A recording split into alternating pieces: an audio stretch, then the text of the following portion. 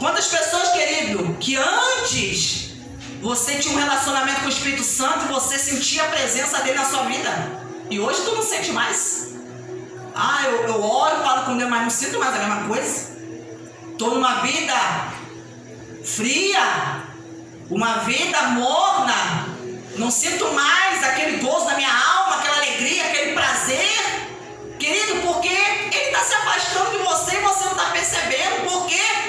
Porque ele está dando sinalizações, ele está falando com você, ele está falando: eu quero você, você é meu, você é minha, eu comprei você, você me pertence, eu não aceito dividir você com ninguém. Então ele está esperando que você tome uma decisão, você se defina do que você quer, do que você quer.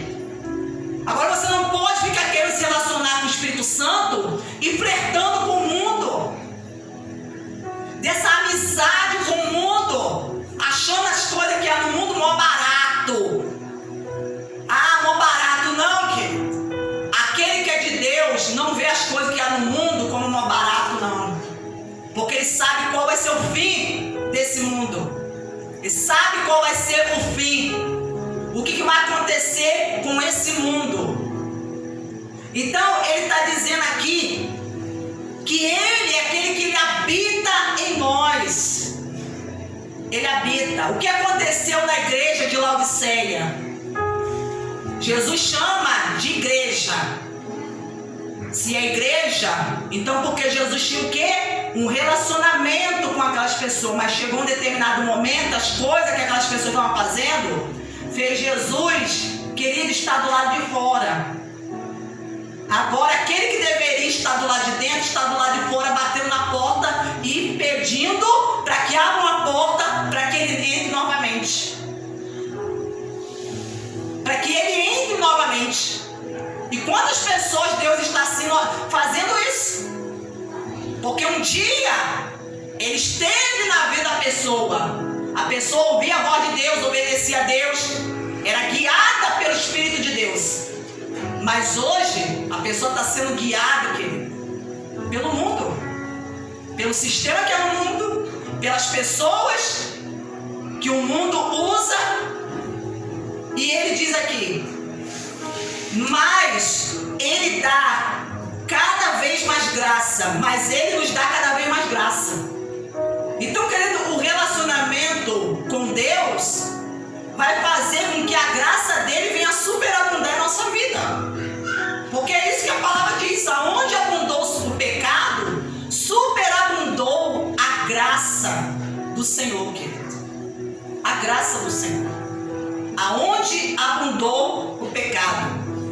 E ele fala aqui: por isso diz, Deus resiste ao soberbo, mas dá graça aos humildes. Porque aqueles que estão se relacionando com o mundo vão fazer o quê? Vão se ensoberbecer, não vão querer se submeter a Deus, não querem obedecer a Deus, não querem fazer o que ele está dizendo, o que ele está mandando, o que ele está ensinando, por causa do quê? Da soberba, coração ensoberbecido. Mas ele dá graça àqueles que são humildes, que se submetem a ele. Glórias a Deus. Olha o que diz aqui na carta de Timóteo, na segunda carta a Timóteo, capítulo de número 3, versículo de número 1 diz assim: mas vocês precisam saber disso. É algo que nós precisamos saber. Nós temos que ter conhecimento, querido. Mas vocês precisam saber disso. Nos últimos dias sobrevirão tempos difíceis. Querido, a palavra de Deus está nos revelando, nos mostrando que esse tempo atual, olha, querido, a semelhança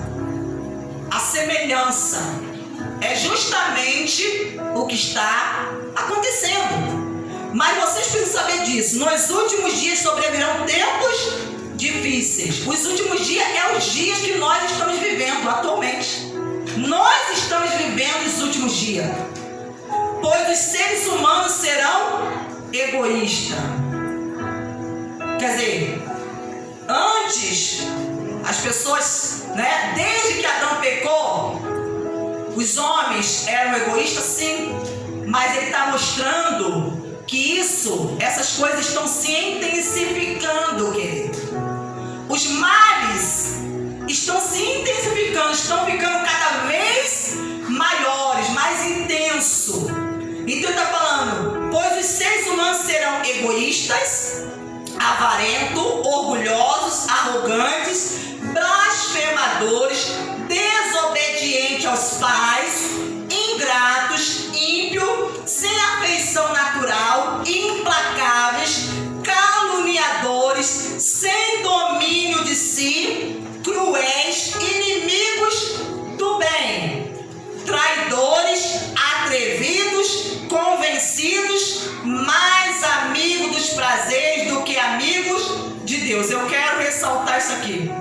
Mais amigo dos prazeres do que amigo de Deus. Quem nós somos? Somos mais amigos dos prazeres ou somos, querido, amigos de Deus? É uma decisão que cabe a nós tomarmos. De quem nós seremos amigos? Porque o mundo, o que ele vai nos apresentar é isso. Para despertar em nós o quê? Prazeres em nossa carne. E esses prazeres vai nos levar a nos tornar inimigos de Deus. Então nós temos que decidir nesses últimos dias, nos dias atuais, nós seremos mais amigos dos prazeres? Querido, tem pessoas que ao invés de se consagrarem para buscarem a Deus, não querem se consagrar. A pessoa gasta o seu tempo com outras coisas. Passa horas e horas nas redes sociais, mas não se consagra, não faz um jejum. Tem gente que não faz um jejum para mortificar a sua carne, para fortalecer o seu espírito e se aproximar de Deus. Não faz. Não faz. Mas todo o tempo que a pessoa tem é investindo, é sendo utilizado em prol do prazer, da satisfação pessoal, em prol, querido, das coisas terrenas, mundana, passageira, mas não se aplica, não dedica tempo em prol das coisas espirituais. Para orar é uma dificuldade para orar, para se relacionar com Deus através da oração. Mas, querido, para conversar com as pessoas, para conversar através de redes sociais, querido, gasta-se tempo, é muito tempo ali investido, tempo que está sendo ali desperdiçado e que não vai trazer edificação e proveito nenhum para a vida espiritual. Você está conseguindo enxergar e perceber como é que as pessoas estão sendo mais amigos dos prazeres? Tudo aquilo que traz prazer à carne da pessoa, a pessoa quer fazer. Tudo que traz prazer, a pessoa comer, dormir, tudo que traz prazer, é amizade com pessoas que você vê que não está agregando nada, que não está edificando a sua fé em nada, assistir conteúdos que não vão acrescentar nada na sua fé, na sua vida espiritual, porque são coisas que satisfazem os desejos da carne. Só satisfaz o desejo da carne. Mas e o espírito? O espírito, querido, está entristecido. O Espírito Santo que está habitando a pessoa está o quê? Entristecido, querido. Aleluia. Porque a pessoa, ao invés de se aplicar para agradar a Deus, não. Então as pessoas estão assim, mais amigos dos prazeres do que amigos de Deus. Volta lá para a carta de Tiago. E ele fala que, portanto, sujeite-se a Deus, mas resiste o diabo e ele fugirá de vocês. Preste atenção aqui, olha o que ele está dizendo. Portanto, sujeite-se a Deus. Se sujeitar, querido, é a pessoa se submeter, obedecer a Deus. Se você não obedecer a Deus, o diabo não vai fugir de você. Ah, mas se eu expulsar ele, querido, ele não vai sair. Ele não vai sair. Se você não obedecer a Deus, ele não vai sair. Não vai. Porque ele fala: se sujeite, se submeta, obedeça a Deus, mas resista ao diabo. Resistir é você encarar o diabo cara a cara, frente a frente, querido. É isso que é resistir. É resistir.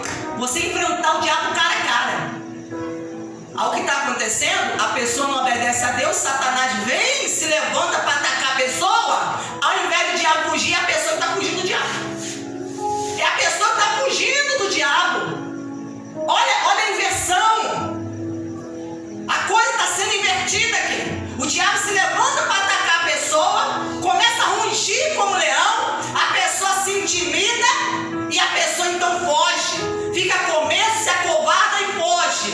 Mas Deus está falando: se você me obedecer, se você fizer o que eu te falo, se você se sujeitar à minha vontade, à minha palavra, você vai enfrentar Satanás e quem vai fugir é ele. É ele que vai fugir de você.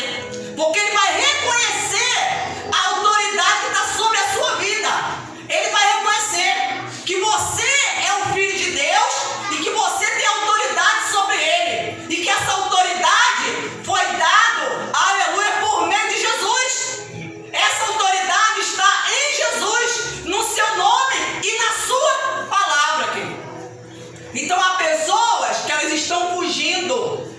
Estão fugindo porque ficam de amizade com o mundo, alimentando prazeres na sua carne. Não querem obedecer a Deus, se relacionar com o Espírito Santo. O Espírito Santo está falando, mas a pessoa ignora e despreza. Aí, querido, o diabo se levanta dentro da família, dentro de casa, se levanta no trabalho, se levanta usando alguém, e aí a pessoa baixa a cabeça, abaixa a cabeça. A pessoa acaba querendo fugindo. Ao invés do diabo colocar o rabo entre as pernas e fugir, não. É a pessoa que bota o rabo entre as pernas e foge. E foge. Porque a pessoa sabe. A pessoa sabe que não está se relacionando com Deus como deveria. Não está obedecendo a Deus como deveria. Aí fica intimidada diante do mal. Diante dos problemas, fica intimidado. Não consegue se levantar, não consegue reagir diante da situação. Então ele fala: sujeite-se a Deus, mas resiste o diabo e ele fugirá de vocês. Cheguem perto de Deus, querido. Chegue perto. Se ele está mandando chegar perto, é porque tem pessoas que estão distantes, estão longe. Chegue perto.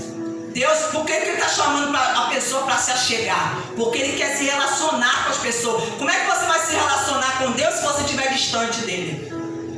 Para se relacionar com alguém, você precisa se aproximar. Você precisa se envolver, se relacionar com Deus. Você precisa chegar perto. E ele se chegará a você. Está vendo aqui como é que a iniciativa tem que ser nossa? Ele está falando: chegue-se perto de Deus e ele vai se chegar a você. Primeiro, está falando, primeiro você dá o seu passo.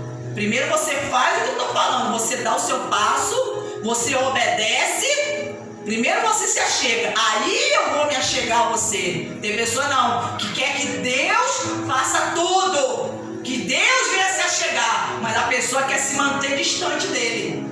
Quer se manter distante. Querido, quem vai querer se relacionar com alguém que só vive te rejeitando, te desprezando? Você não vai querer se relacionar com alguém que só vive te rejeitando, te desprezando. Então a pessoa precisa se aproximar. Chegue perto de Deus e ele chegará a vocês. Limpem as mãos. Pecador está falando o quê? Daquilo que a pessoa faz, querido. Aquilo que a pessoa faz, atitudes, coisas que a pessoa faz, a pessoa precisa se limpar, querido. Limpar. Precisa limpar as mãos. Porque as nossas mãos, ela tem que ser instrumento, querido, para praticar a obra de Deus, praticar a justiça. As nossas mãos não podem estar contaminadas. Deus olhar para as nossas mãos e ver as nossas mãos sujas e contaminadas, porque nós estamos fazendo coisas que não convêm, coisas que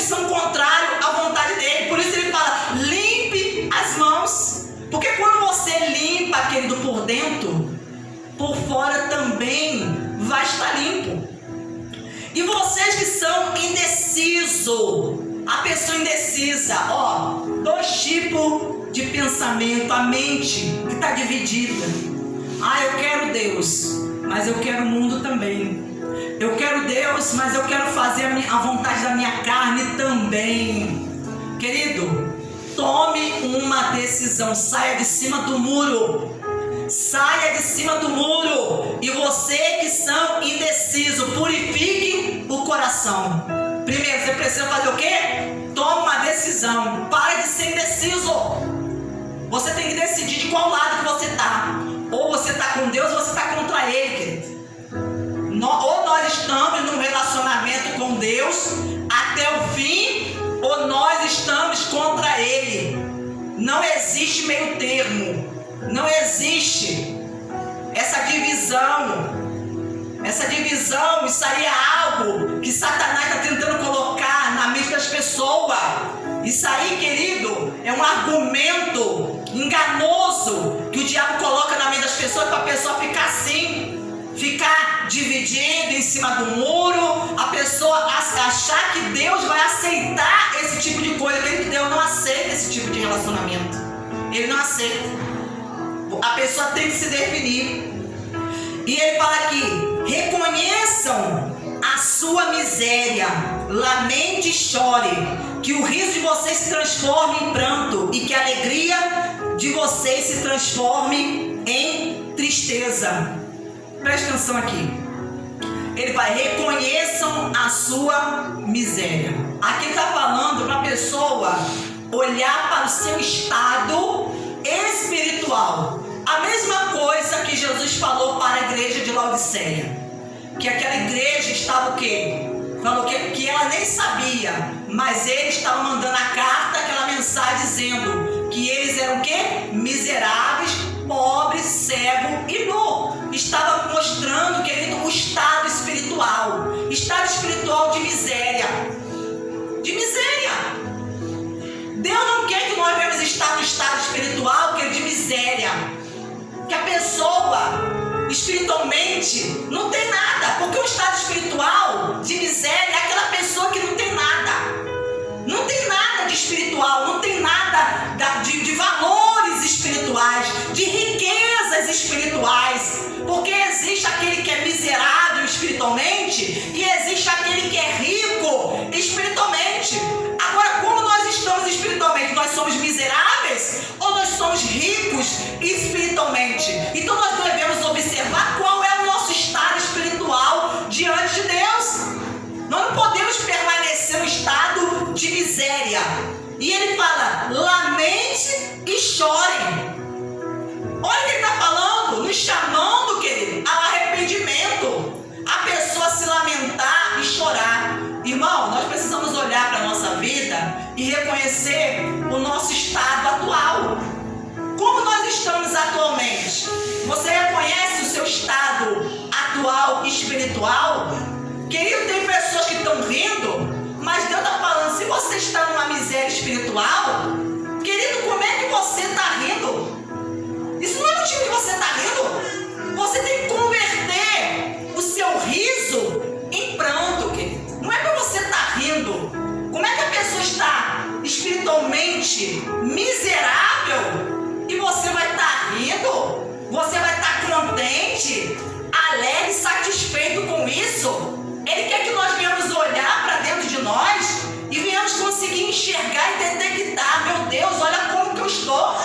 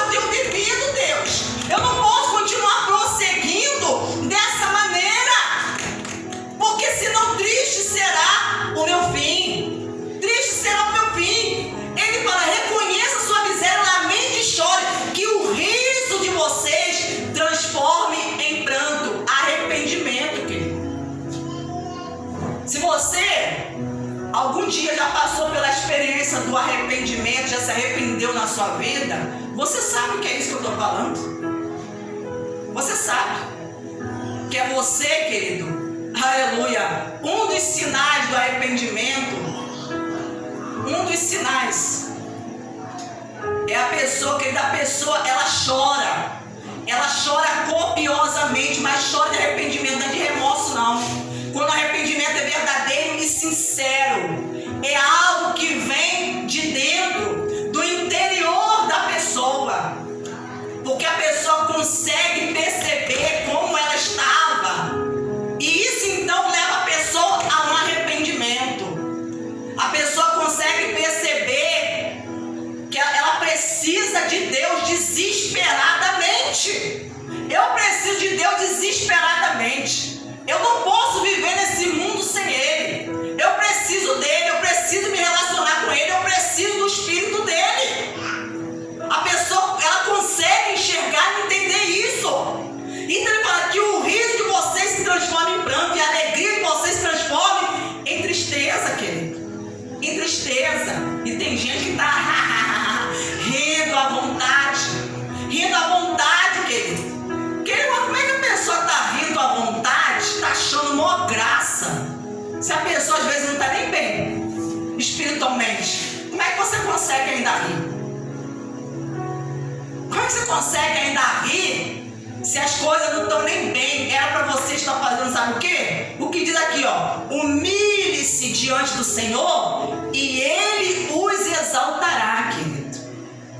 Se humilhe, se sujeite, se rebaixe diante de Deus. Se rebaixe. Se prostre. Abre o teu coração. Começa a falar com Deus. Deus, eu preciso de mudança de vida. Eu não quero mais continuar vivendo assim, de aparência. Eu não quero continuar, meu Deus, ficar focado nos problemas externos, aquilo que está na minha volta, sendo que o verdadeiro problema está dentro de mim.